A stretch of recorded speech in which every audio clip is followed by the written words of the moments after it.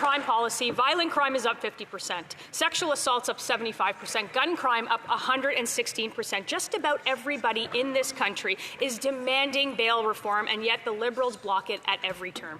Every single day they delay, more rapists, gangsters, and repeat offenders are dumped back on our streets to victimize innocent Canadians. Why are the Liberals obstructing, fixing the broken bail system, and choosing to shield dangerous criminals rather than protecting Canadian families? Why don't they do something about it today?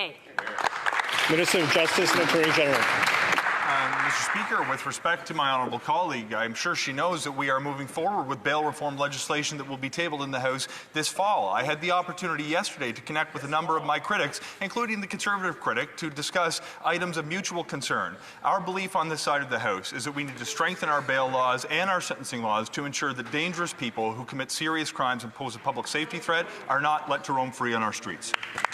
For Thornhill. Mr. Speaker, he voted for all of the things to break our system. The now public safety minister actually said during the election that bail wasn't a problem, and the justice minister, who just answered that question, ridiculed Canadians with his Twitter hot takes. After years of headlines about violent offenders released again and again in our streets, the Liberals are obstructing a real solution right now to fixing bail. On Monday, they have a chance to vote for the 3 strikes you're outlaw, to end repeat violent offenders being churned out onto the streets. Do they really think Canadians should wait for the next murder, the next assault, or the next victim? Act now. Minister of Justice and Attorney General of Canada. Mr. Speaker, we agree that we need to take action to ensure that violent repeat offenders are not left on our streets. However, it's curious the strategy that the Conservatives have chosen. The law that they are putting forward now has been shown to be a failure in every jurisdiction in which it is tried. It is a theory that has come directly out of the United States. I don't know if the opposition was paying attention during the recent election campaign, but Canadians very much want laws to be developed in Canada. Mr. Speaker, this is Canada, not the United States, and my citizens who I represent from Central Nova would very much like to keep it that way. The member for Brantford, Brant South, Six Nations. After 10 years of patching catch and release laws that turn criminals loose on our streets, the Liberals are now obstructing jail not bail laws. In Nova Scotia, a man sexually assaulted more than 300 children and within hours was released on bail. This is outrageous. The same violent criminals are cycling through the system again and again. That's why our Conservative motion brings 3 strikes and you're outlaw, no bail after 3 serious convictions. On Monday, will the Liberals stop obstructing Parliament and pass it? Hear, hear. The Honourable Minister of Justice. Mr. Speaker, the circumstances my honourable colleague raises are clearly engage heinous crimes that need to be taken absolutely seriously. I spent a number of the last few months meeting with law enforcement, meeting with people who work within the criminal justice system, meeting with people who have dedicated their lives and careers to improving public safety in this country. Not one of them has come forward with a recommendation that we should adopt the Conservatives' approach to this particular issue.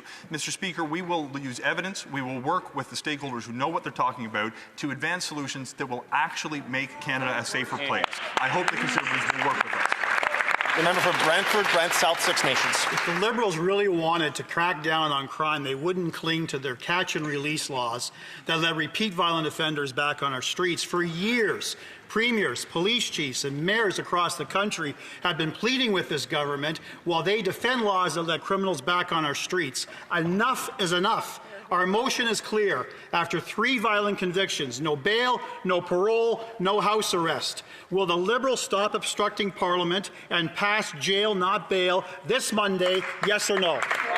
Honourable Government House Leader. Mr. Speaker, speaking of legislation, there is legislation before this House as we speak. Bill C-2, which secures our borders, which deals with the scourge of fentanyl, which brings order to our immigration system. That member has had many opportunities to get tough on crime by voting for Bill C-2. Where's he been, Mr. Speaker? Great.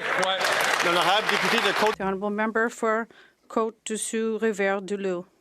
Mr. Speaker, for the past 10 years, the Liberals have been laxist on crime with catch and release policies. We have to prevent these violent repeat offenders from getting back onto our streets. Crime is up 55% and repeat violent offenders are safely walking around our streets without being behind bars. Why is this Liberal PM still protecting violent criminals rather than protecting Canadians. Mr. Speaker, in addition to initiatives my colleague has just announced, we also have an important bill coming up, C2, that will give police tools to fight crime in terms of fentanyl, firearms, and gangs. This will have a direct impact on our communities and the safety of our streets. We'll always be here to ensure the safety of our Canadians. The Honourable Member for Côte-de-Sur-Rivière-du-Loup.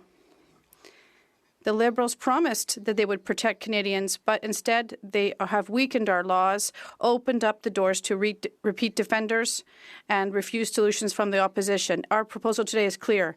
3 strikes and you're out. No parole, house arrest, or probation, 10 years behind bars to protect Canadian families. When will this government finally protect and prioritize Canadians and support the Conservative 3 strikes and you're out bill?